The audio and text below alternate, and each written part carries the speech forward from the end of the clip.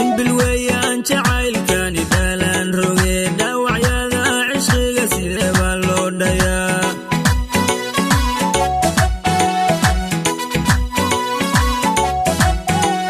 ruux jacayl ku dhacay waa dhibaana qarsoon dhexdhexaad intana uu ku sii dhaygaga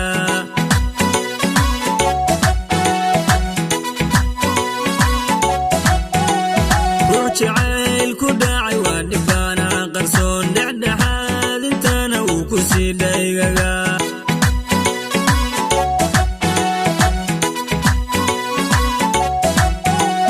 afdhalaaley markaad igu soo dhacdaa dheefta lagu dhargiya hurda kala dhunaa